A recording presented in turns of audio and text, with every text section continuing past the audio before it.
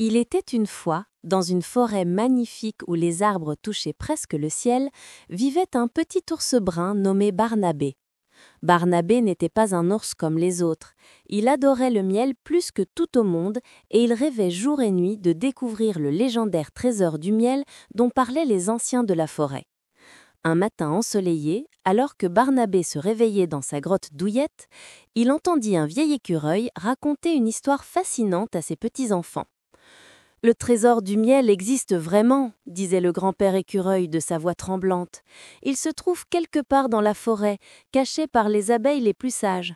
C'est un pot de miel si grand qu'il pourrait nourrir tous les animaux de la forêt pendant 100 ans, et son goût est si délicieux qu'une seule goutte peut rendre heureux pour toute une journée. » Les yeux de Barnabé brillèrent d'excitation. Il devait absolument trouver ce trésor. Sans perdre une minute, il prépara un petit sac avec quelques provisions, enfila son chapeau préféré et se mit en route. Mais il ne savait pas par où commencer. La forêt était immense et le trésor pouvait être n'importe où. Barnabé marcha pendant des heures jusqu'à ce qu'il rencontre Marguerite, une gentille lapine qui cueillait des carottes dans son jardin.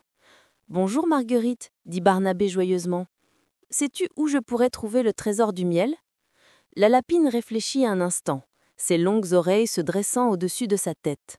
« Je ne connais pas l'emplacement exact du trésor, répondit-elle, mais j'ai entendu dire que pour le trouver, tu dois d'abord résoudre 3 énigmes.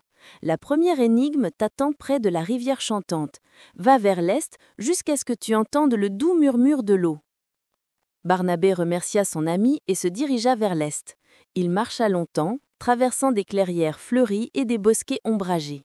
Finalement, il entendit le son cristallin d'une rivière. Sur la rive, il découvrit une pierre plate sur laquelle était gravée une énigme. « Je vole sans ailes, je pleure sans yeux, partout où je vais, l'obscurité s'enfuit. Qui suis-je » Barnabé s'assit et réfléchit intensément. Il se gratta la tête, fit les 100 pas, et soudain, en regardant le ciel, il comprit. « Le nuage !» s'écria-t-il.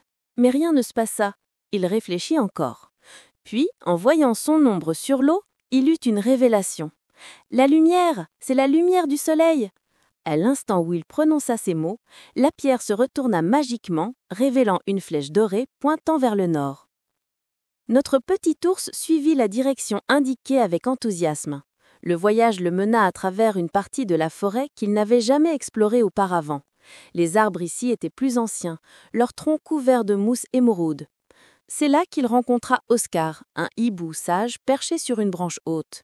« Jeune ours, dit le hibou de sa voix profonde, je vois que tu cherches le trésor du miel. Pour continuer ton voyage, tu dois résoudre la 2e énigme. Je commence la nuit et termine le matin. Je suis nécessaire pour voir les rêves.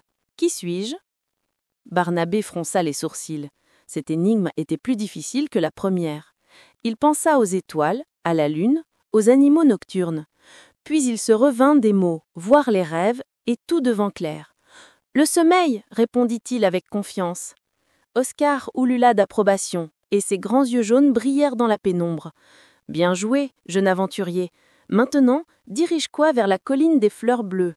C'est là que t'attend la dernière énigme. » Barnabé grimpa la colline avec détermination. Ses pattes commençaient à se fatiguer, mais son cœur battait d'espoir. Au sommet de la colline, parmi des milliers de fleurs bleues magnifiques, se tenait une vieille tortue. Elle semblait avoir 1000 ans et portait une sagesse infinie dans son regard.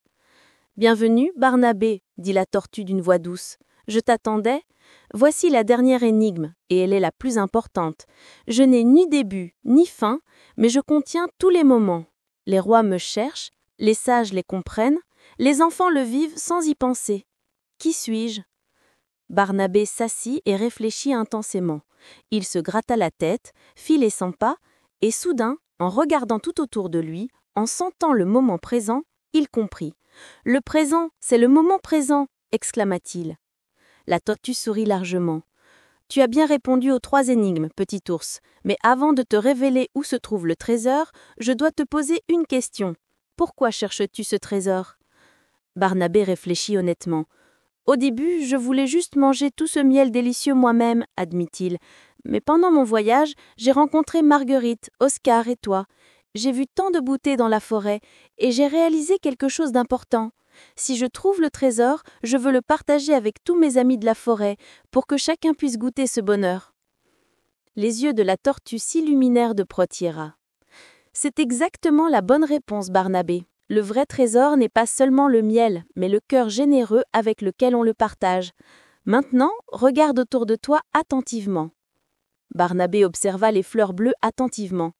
Et là, caché parmi elles, se trouvait un arbre creux.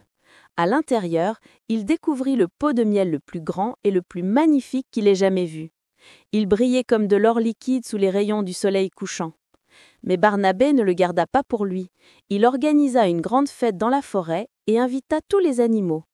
Marguerite la lapine vint avec sa famille, Oscar le hibou descendit de son arbre et même la vieille tortue fit le voyage depuis sa colline.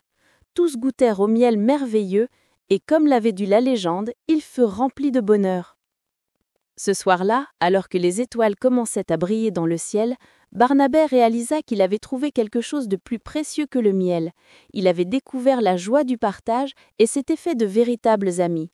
Le trésor du miel n'était pas juste un pot doré, c'était aussi les sourires, les rires et l'amitié qui naissent quand on partage ce qu'on a de plus précieux avec les autres.